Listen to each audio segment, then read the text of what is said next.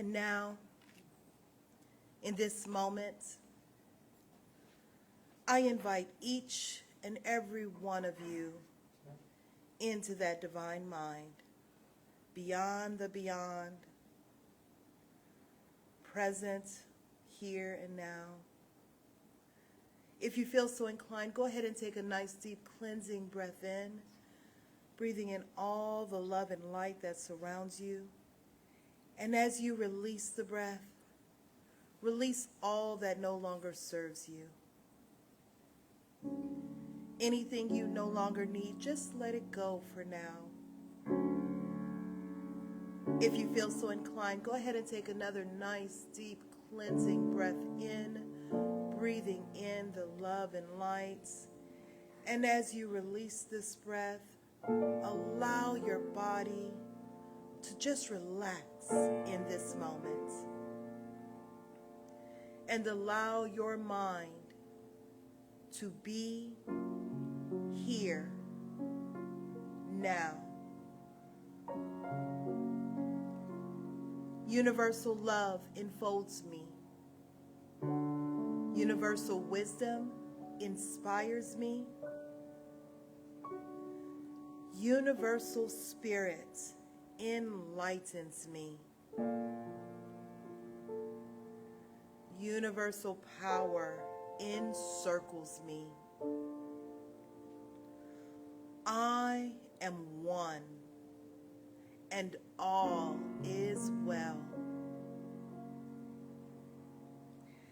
As we begin this inner healing process, let me invite you to relax in quiet confidence, opening yourself up to this miracle-working higher power. Now symbolize the unity of your thinking and feeling nature by touching your chest with your hand, and let my words act as your own for your own inner healing, acceptance, and receptivity. I acknowledge that there is a power, intelligence, and wisdom greater than my own. I am in the midst of it, and it is in the midst of me, sensitive and responsive to my every thought, word, action, and feeling. I now make this true for myself by saying aloud, I acknowledge. Acknowledging this higher power working through my life, I admit that I am personally responsible for solving my own problems while being guided by something greater than myself. As I am ready to surrender the conflicts of my ego to the wisdom of this infinite presence, I simply speak these words: I surrender. I surrender.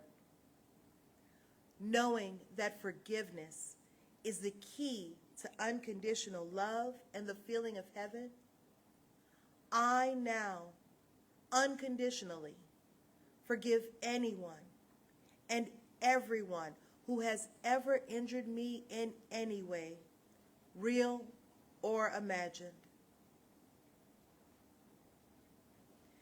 And I now forgive myself for all of my mistaken judgments and their resulting actions.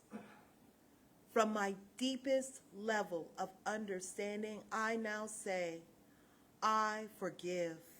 I forgive.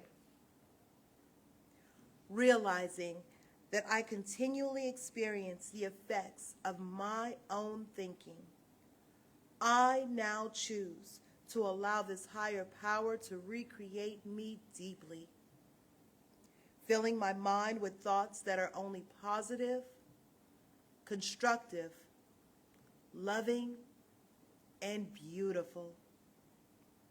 I call upon this divine inflow by stating aloud, I choose.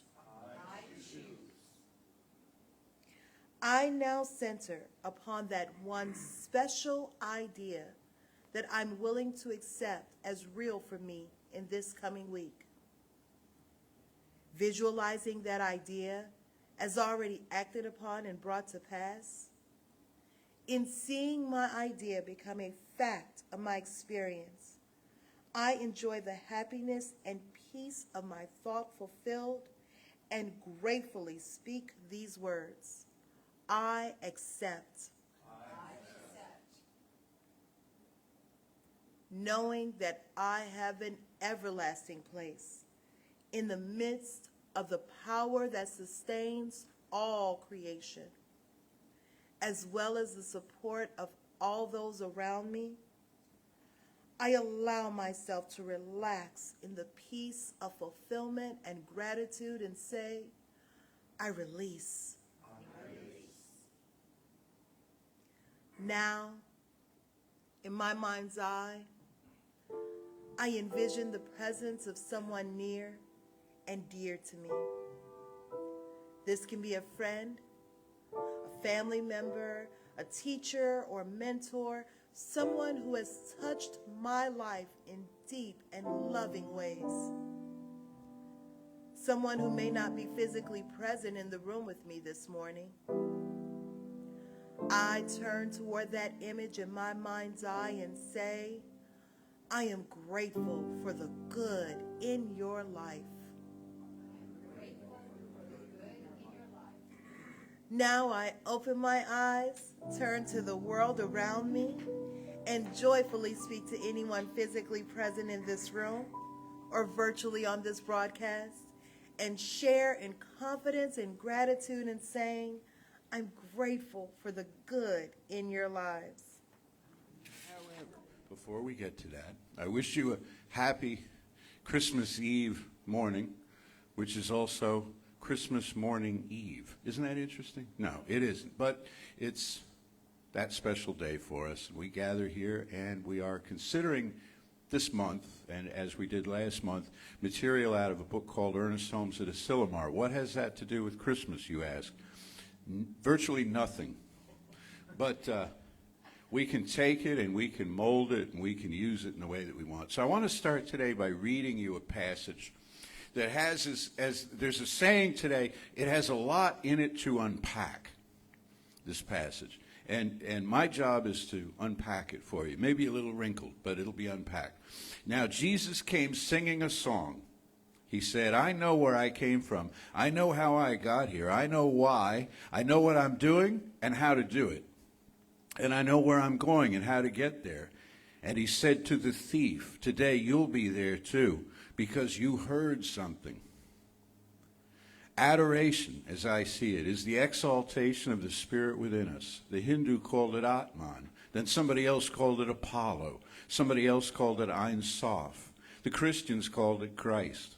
The Son begotten of the only God and the only Son, which is the prototype of sonship. We are all members of that one body. And Eckhart, more on him in a minute, Meister Eckhart said that God never had but one Son, but the Eternal is forever begetting his only begotten, and he is begetting him in me now. I believe adoration is the realization of that divine presence which is in, around, and through immanence, over and above transcendence, but that the transcendence and the immanence are the same thing. The only difference is in the degree. Therefore, I believe that we are all evolving, gradually, slowly, so slowly, toward that light which lighteth everyone's path to the city of God. We should exalt this divine presence, I think. I do not think it asks that we worship it. Now, our worship is good because it's our path to the exaltation. Our song is that. Our prayer is that. And that is good.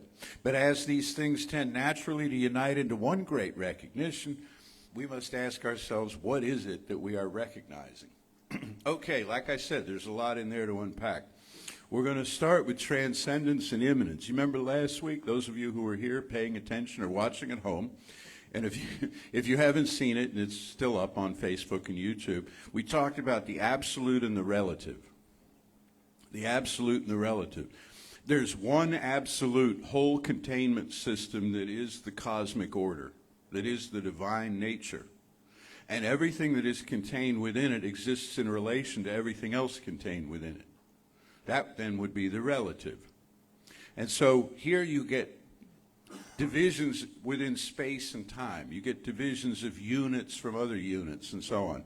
You get a population of things in the world, and all of these are relative. And what these relative things can do is reason in such a way as to cause some limitations to themselves. That is, they can look around and they can evaluate their worth against the other units that they perceive. They can feel separated. They can feel alone. They can feel powerless in the true sense of the word, utterly disempowered, cut off from their source. I'm speaking, of course, of us, people. People do this. Other species may do it as well, but we're people in the room this morning, so we'll focus on how we do things. And we know that we've done this. We know that we've done this. We've been taught that God is far off in the heavens someplace, and we're down here kind of left to our own devices. And if we follow a set of laws and rules, then maybe one day we'll reunite with God. And so we go into fear. We go into chaos, bedlam really in our lives, until we recognize something different, until we, like the thief on the cross, heard something, until we hear something. You know the Christmas song, "Can You Hear What I Hear?" I was reading about that just this morning. That was written during the Cuban Missile Crisis. It was written during a crisis in the world where it was felt that people needed some kind of remembrance of a higher power that was greater than politics and greater than conflict.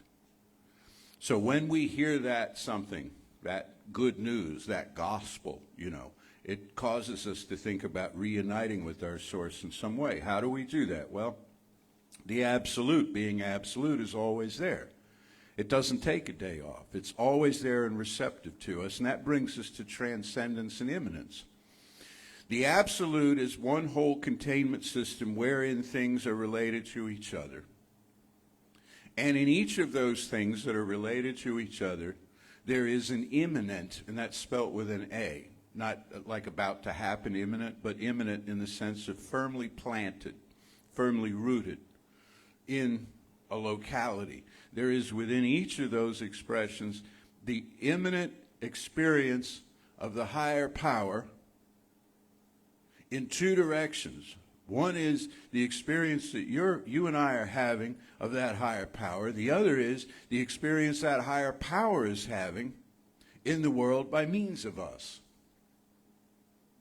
Immanent means that everything is not only a creation, everything is not only a creature, everything is the creator, having an experience of itself at the level of appearing to be created. Does that make sense?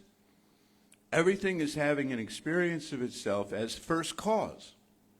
Everything is having an experience of itself as the Word, as the Logos, which we also talked about last week. The Word is made flesh and dwells among us, you see. So the Word is having this experience of itself repeatedly through us. Only when it has this experience, it's like it's the first time. It's like it's first cause. This is why when we, for example, turn to prayer, go into prayer treatment, as we call it, within this one, it doesn't look at us and say, "Oh, it's you again. Now what? I thought we had this handled."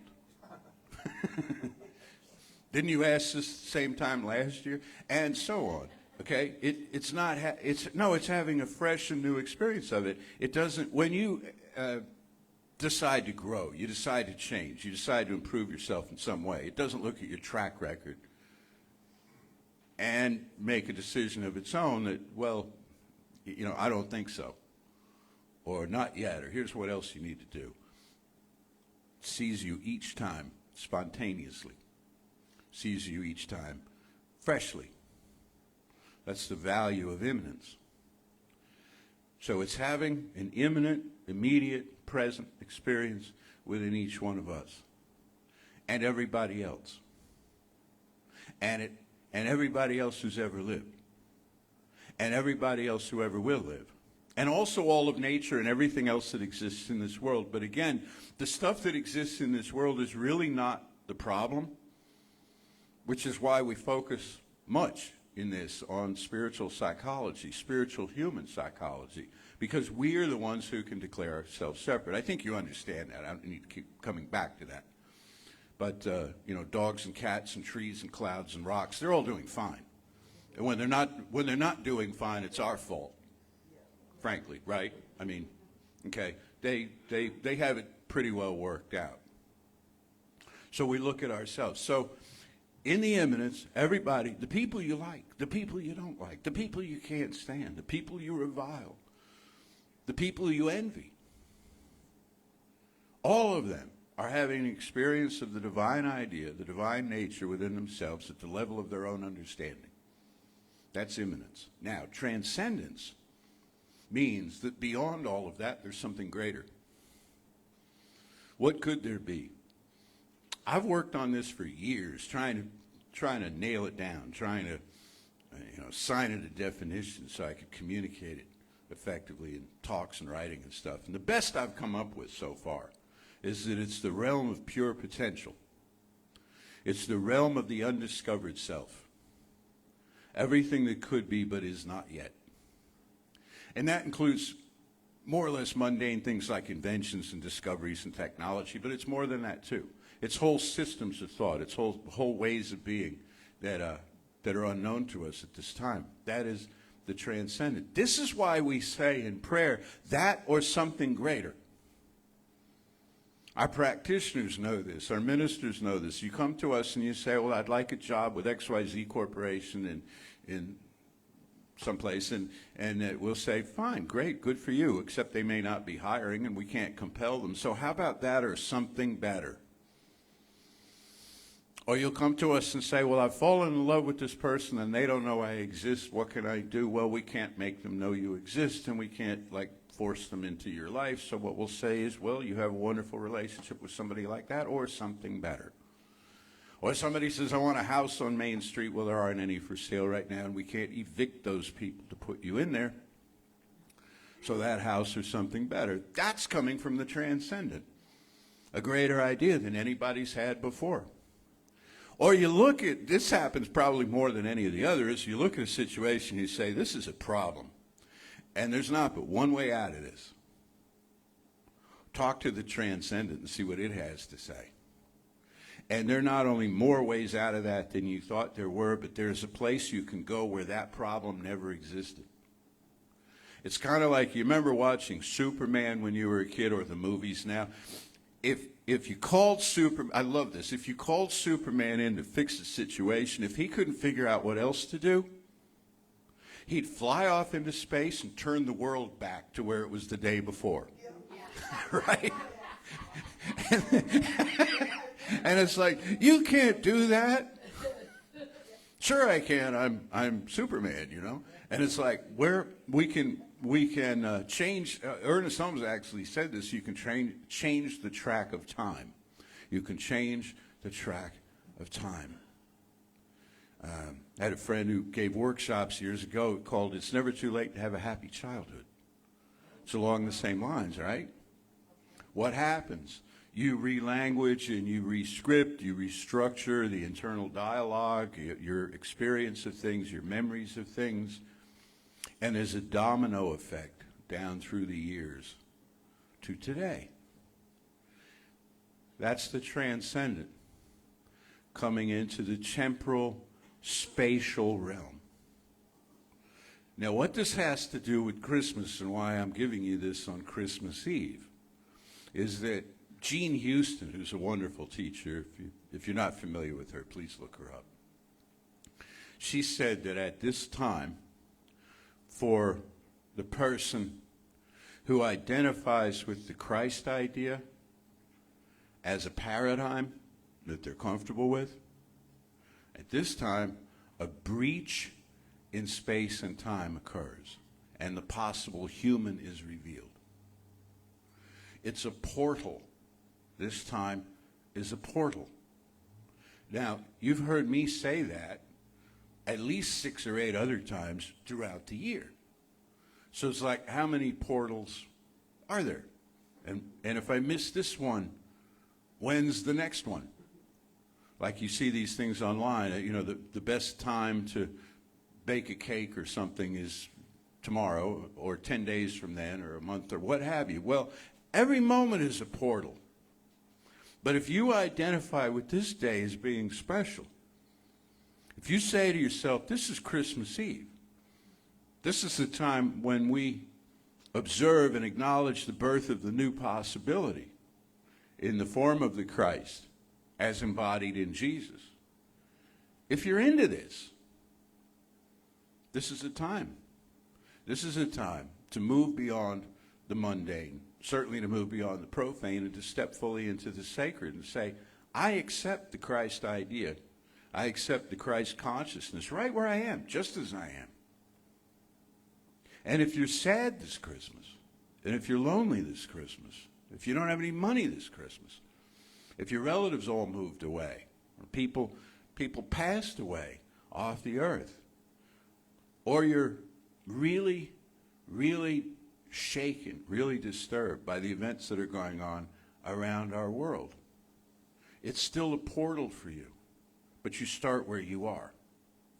Now, I think you know this. I mean, one of the big misunderstandings around the Christmas season is that everybody ought to be jolly. And everybody ought to be merry. And if you're not merry, you should be jolly. And if you're not jolly, you should be, and it's like there's one right way to be. That's never true. Not just on a holiday, not just on a birthday or anniversary. That's never true that there's one right way to feel. What is true, I believe, is that you start where you are. You start where you are. And if you feel like you're kind of left out, you're kind of behind the eight ball as far as everybody else is having a wonderful time and you're not, own it and start there and say, right where I am, okay, I'm in pain. So where is my healing coming from? Doesn't seem imminent, so I'm going to go to the Transcendent. I'm going to say this or something better. And there's got to be something better. Show me something. Bring somebody into my life. Cause something to happen. And you know what? It will. I can't tell you what it will be. It might be an opportunity to help somebody else. It might be a sudden reconnection with somebody from your past. It might be just you sort out a bunch of thoughts and feelings that you have over your life, and you make peace with them. They all seem logical now, and they all seem to add up. But you start where you are. And if this isn't it for you, or you reject the whole Christmas idea, you've rejected Christianity and everything that goes with it, I thank you for watching today. That says a lot that you're doing that. And not to worry, because what did we just read in what Ernest Holmes says? Not that he's the ultimate authority on anything. He didn't think he was, but it makes sense. It's logical. And when we get into the basics of this teaching in January, we're going to go through that logic, and I hope you'll join us for that. But what did we read in here? He says the Hindu called it Atman. The Greeks called it Apollo. The Jews called it Ein Sof. Everybody calls it something. Everybody called it the divine nature, the transcendent nature, and the Christians called it Christ. So which one is it? This is where a lot of people want to go today. Which one is it? My God can beat up your God. You know? Well, the fact of the matter is if there's an absolute, that's it. There's an absolute, and we view it through different lenses. We view it through different cultural acclamations and stuff, and we call it this. And we tell different stories about it. We put it in different languages and sing different songs and say different prayers, and all of that is on our side of the net. At the level of the absolute, it's just busy being absoluteness. So we start where we are and we go to that. And if you don't like Christmas, well, God bless you. What is that old thing? If you haven't got a halfpenny, then God bless you. Then Tuesday night starts a powerful, transformative spiritual process called Kwanzaa. You might like that. And if that doesn't do it for you, there's something else and there's something else. Or you know what else? Your wild card, you can create your own.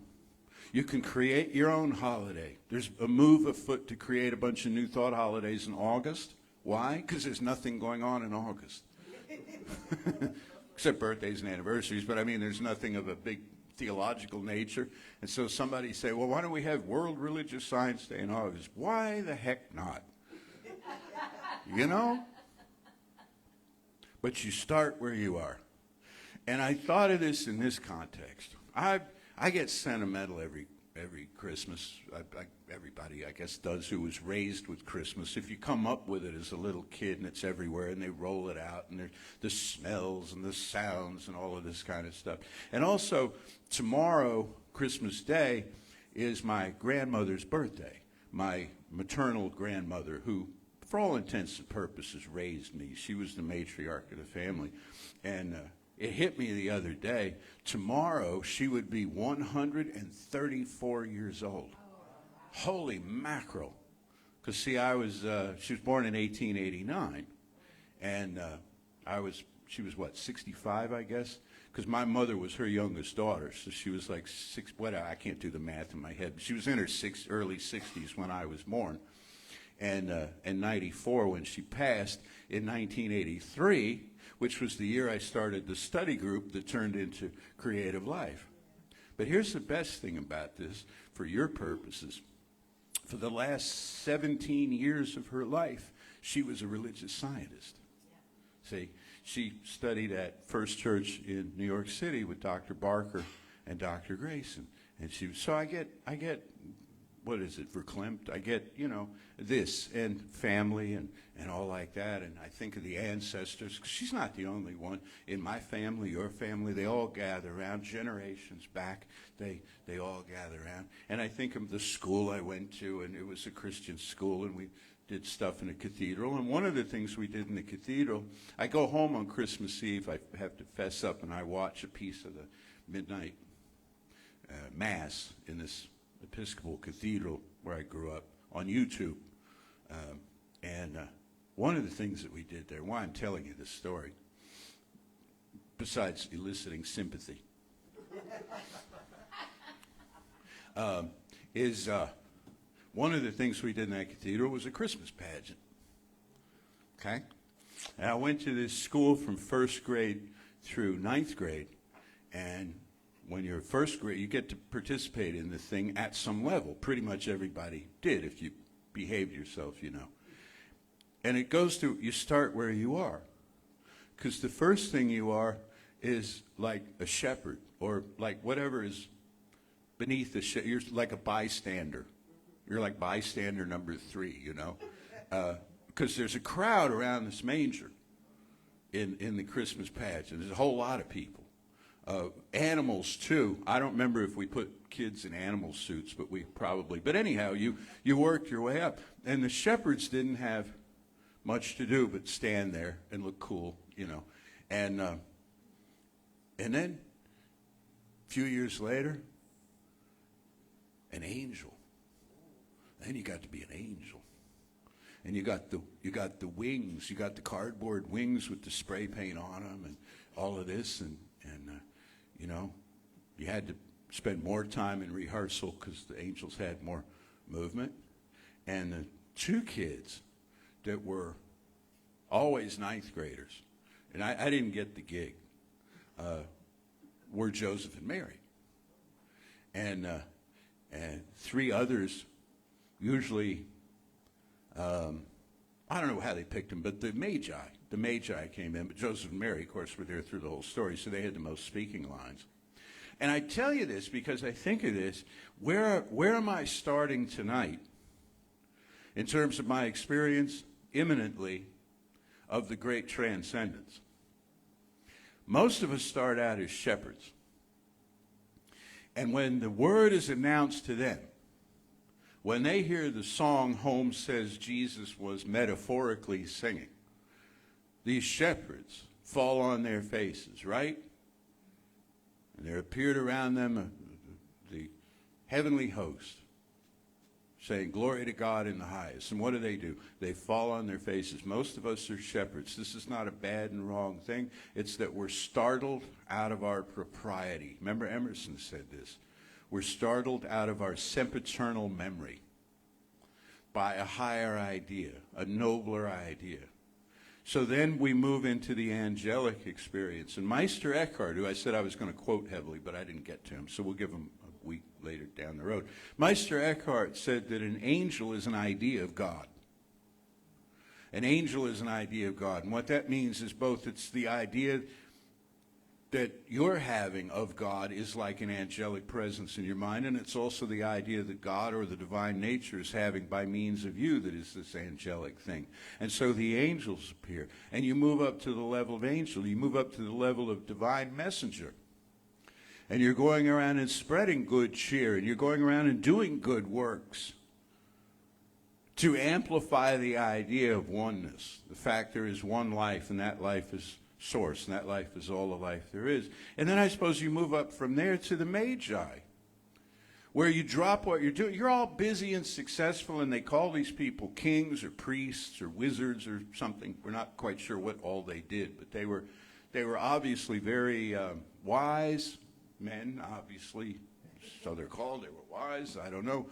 The three wise guys, they were wise, and they were successful, and they were prosperous, and they had it all going on. They were, I guess, kind of invested in a materialistic outlook, except they looked up and saw a star and said, we have to follow that thing, and we don't know what we're going to find when we get there. And they were surprised.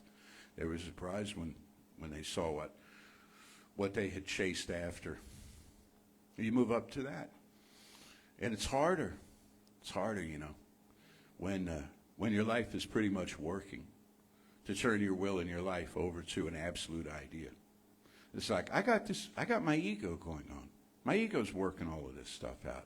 I can get what I want through sheer force, through intimidation, through the power of a charismatic personality. It's harder then than when you're a shepherd, you see.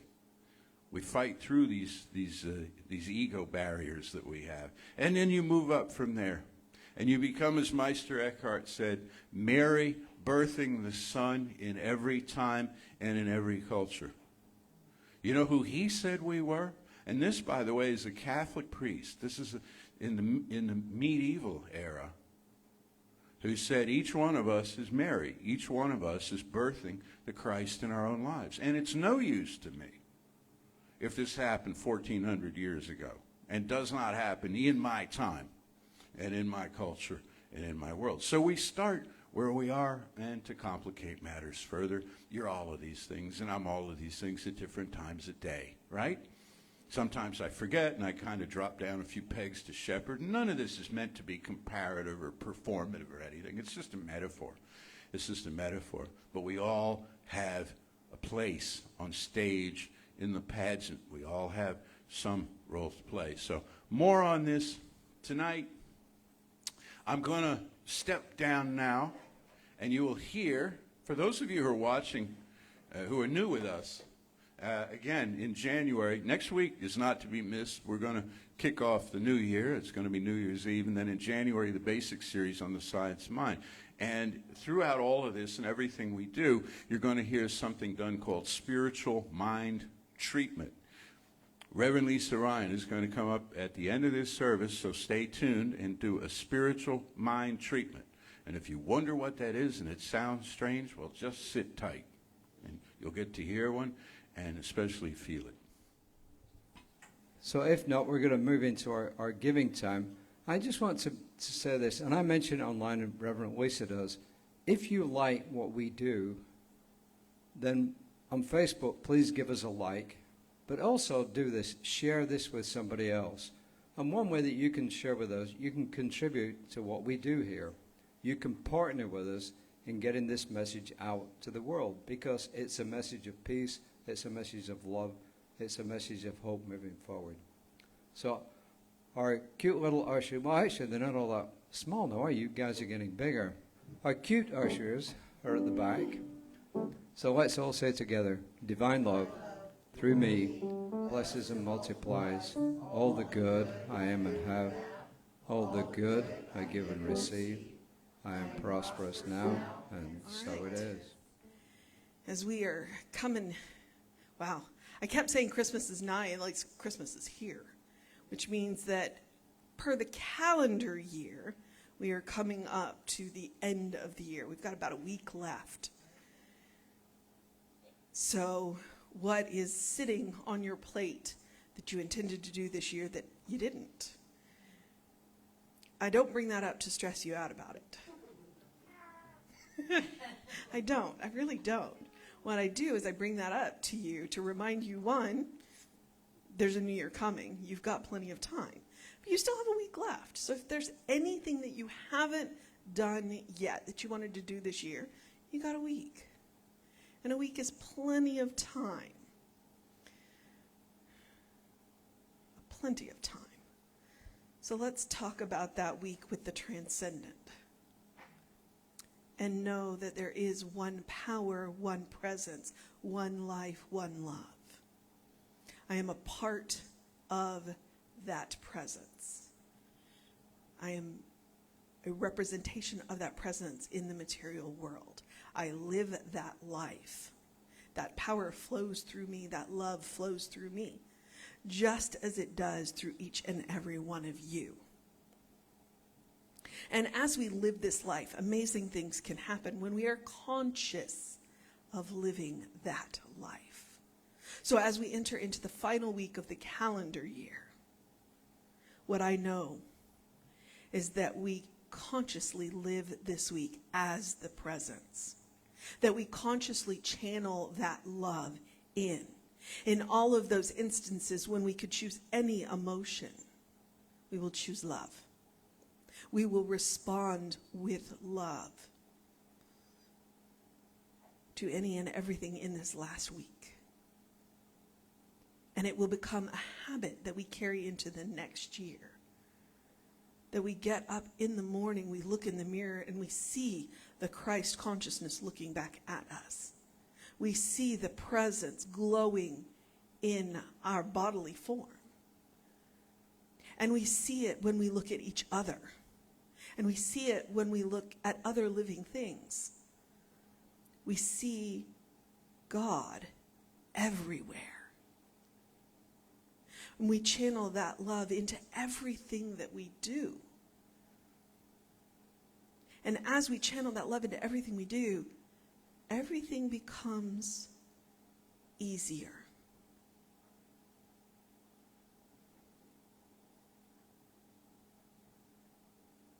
The presence is born within us each moment. It is up to us to be conscious of it. This is what I know for the last week. Because this is the season to know it. And as it becomes a habit, so it becomes your life. And I am grateful to know this. I am grateful to know who I am. But more importantly, I am grateful to know whose I am. As I know who each and every one of you are. And I'm grateful for a teaching that teaches me this. I'm grateful for a place that I can come to, a community that shares this. I am grateful for this place. I am grateful for each and every one of you. I am grateful for our ministers, our practitioners, our musicians. I am grateful for the technology to send this into the ethers. And I am grateful because grateful is just another word for love, and it feels good. And I release my word with love into law, calling it done, and so it is. Say with me now, something wonderful is happening through me. Something wonderful is happening through me. I feel it in my body. I feel it in my body. I feel it in my mind. I feel it in my I mind. feel it in everything I am. I feel it in everything I am. I choose it. I choose I it. trust it. I trust I it. use it. I use it. And I love it. And I love And it. so it is. And so it is. Woohoo!